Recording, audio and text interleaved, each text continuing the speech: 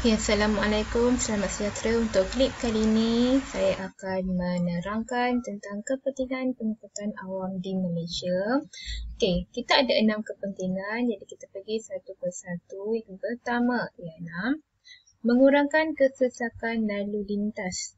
Okey, kenapa kita perlu ada pengangkutan awam di Malaysia? Yang pertama, untuk mengurangkan kesesakan lalu lintas. Penggunaan sistem pengangkutan awam bersepadu dapat mengurangkan bilangan kenderaan di jalan raya. Okey, contoh.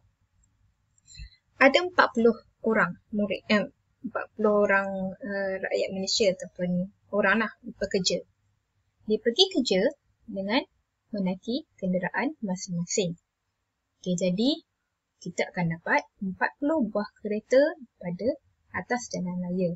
Jadi seandainya semua 40 orang ni menggunakan pengangkutan awam, tak kiralah LRT ke, kalau LRT, semua 40 orang guna LRT ataupun monorail, maksudnya tak adalah orang kereta di jalan raya.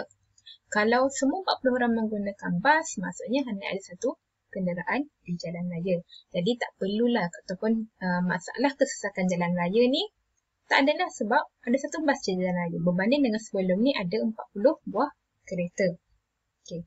Yang kedua ialah memajukan industri pelancongan. Perkhidmatan teksi, bas dan rel bersepadu memudahkan pergerakan pelancong dalam negara. Okay. Kebanyakan pelancong yang datang, dia tak tahu. Ataupun dia katakan hampir semua pelancong yang datang dia tak tahu nak bergerak dari satu tempat ke satu tempat ataupun jalan nak bergerak dari satu tempat ke satu tempat di Malaysia bila dia datang melancong di Malaysia. Tapi bila ada pengangkutan awam, diorang boleh gunakan perkhidmatan ini untuk pergi bergerak. Jadi para pelancong pun akan sanggup datang sebab apa? Mudah untuk bergerak dari satu tempat ke satu tempat bila menggunakan pengangkutan awam. Okey, bila pengangkutan awam ni bagus, berjalan lancar. Okey. Yang seterusnya ialah mengurangkan kos. Penggunaan kenderaan awam lebih murah berbanding penggunaan kenderaan bersendirian. Contoh, kita cuma bayar kos untuk naik bas daripada rumah awak ke sekolah. Okay, kena bayar RM1. Okay, RM1 sehari, seminggu dalam RM5. Contoh, kalau gunakan kenderaan sendiri, kena bayar minyak, sewa kereta, itu lebih melibatkan kos yang lebih tinggi. Itu contoh ataupun andaian sahaja. Okey, seterusnya ialah mempertingkatkan darjah ketersampaian. Okey, apa maksud darjah ketersampaian? Okey, saya dah terangkan sebelum ni, saya harap semua murid faham, semua murid boleh ingat apa yang dimaksudkan dengan darjah ketersampaian. Okey, pengangkutan awam memudahkan kita sampai ke destinasi yang dituju dengan cepat dan mudah. Okey, seterusnya mengurangkan pencemaran udara. Penggunaan pengangkutan awam seperti rel bersepadu dapat mengurangkan pelepasan ataupun pembebasan asap kenderaan kerana menggunakan tenaga elektrik. Okey, contoh rel tetapi menggunakan elektrik.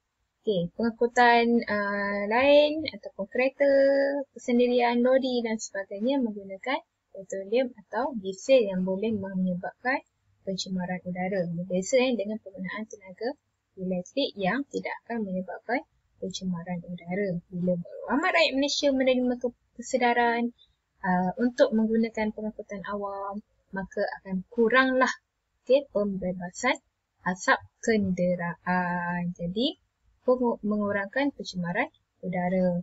Dan akhir sekali ialah mewujudkan peluang pekerjaan. Contoh, perkhidmatan teksi, kita ada driver teksi. Perkhidmatan bas, kita ada driver bas. Rel, kita ada tukang jual tiket, tukang jaga keselamatan, pemandu rel dan tukang cuci dan sebagainya. Okey, menambahkan pelbagai peluang pekerjaan kepada penduduk tempatan. Okey, itu adalah kepentingan pengangkutan awam di Malaysia. Okey, tengok pada seterusnya. Okey, ini ialah aktiviti saja. Okay, topik seterusnya ialah tentang amalan pengangkutan lestari. Apa yang dimaksudkan dengan lestari? Lestari maksudnya tidak berubah ataupun tetap. Okey, dia tidak berubah. Kita nak pengangkutan yang tetap ataupun tidak berubah, berpanjangan dan sebagainya. Okey, yang pertama ialah kepentingan pengangkutan lestari. Yang pertama ialah mengurangkan kos bahan api. Okey, mengurangkan kos bahan api. Yang kedua, mengelakkan kesesakan lalu lintas. Yang ketiga, mengurangkan pelepasan bahan pencemar ke udara. Yang ni saya dah terangkan untuk tadi yang sebelum ni.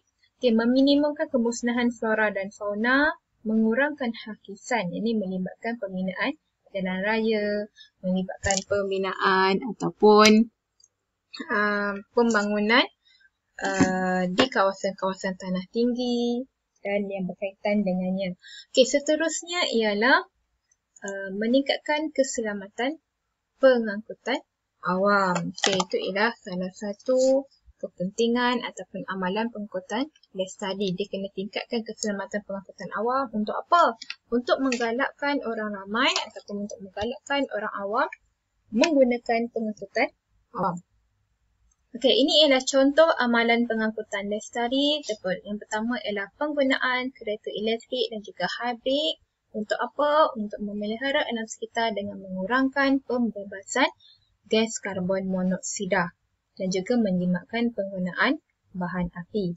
Yang kedua ialah mengurangkan bilangan kenderaan di jalan raya. Yang kedua ialah berkongsi kereta. Berkongsi keretanya tujuannya untuk mengurangkan bilangan kenderaan di jalan raya dan mengurangkan pembebasan gas karbon monoksida ke udara. Contoh, 3 orang nak pergi ke tempat yang sama, berjiran.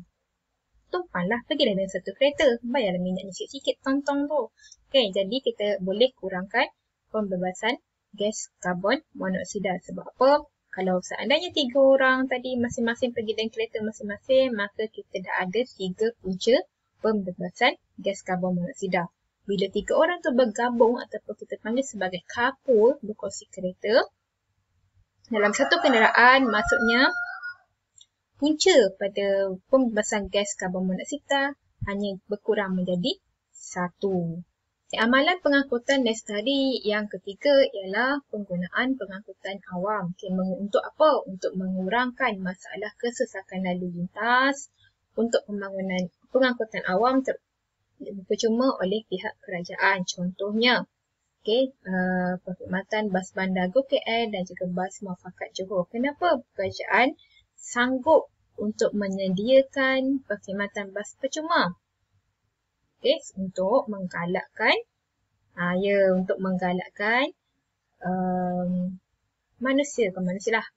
rakyat Malaysia menggunakan pengangkutan awam. Sebab apa? Macam yang saya ceritakan tadi, seandainya 40 orang pergi kerja, dia naik pada satu kenderaan, maka punca pencemaran hanyalah 1. Seandainya 40 orang pekerja, dia menggunakan 40 buah kereta masing-masing untuk pergi ke kerja, maka punca pencemaran kita ada 40. Itu pentingnya. Sebab apa? Kita perlu mengamalkan pengangkutan lestari ataupun menggunakan pengangkutan awam. Itu amalannya, contohlah. Kemudian KTM lagilah, sebab KTM ni dia gunakan elektrik. Jadi dia tak membebaskan gas karbon monoksida dalam kualiti yang sangat banyak.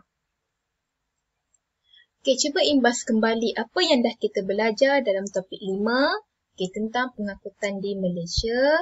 Yang pertama ialah jaringan jalan raya, jaringan landasan kereta api, pengangkutan air, kita ada air dan udara, kita ada lapangan terbang antarabangsa dan juga pelabuhan utama.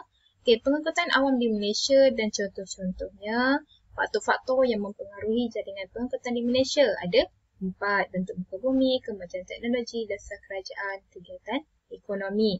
Seterusnya ialah amalan pengangkutan lestari. Apa amalan yang kita kena buat? Berkongsi kereta, menggunakan kenderaan elektrik dan hybrid dan juga menggunakan pengangkutan awam. Apa penting kita guna pengangkutan awam di Malaysia? Untuk mengurangkan kesesakan lalu lintas, memajukan industri pelancongan, mengurangkan kos, mempertingkatkan darjah ketersampaian, mengurangkan pencemaran udara dan mewujudkan peluang pekerjaan. Dan akhir sekali, apa kepentingan pengangkutan udara dan air di Malaysia? Kepentingannya, dekat sini boleh baca. Membawa penumpang dan barangan untuk bahagian darat. Untuk darat ada bawa penumpang dan barangan. Membangunkan bandar satelit, mempertingkatkan darjah ketersampaian, meningkatkan sektor perniagaan, pembangunan wilayah koridor ekonomi, membangunkan kawasan sekitar. Yang kedua adalah pengangkutan udara, menggalakkan integrasi nasional, meningkatkan darjah ketersampaian. Dan yang ketiga, pengangkutan air menghubungkan kawasan pedalaman, membawa penumpang dan barangan dan mengendalikan urusan perdagangan. Okey, tamat topik kita untuk topik 5 bahagian pengangkutan di Malaysia. Okey, sekian saja. Terima kasih.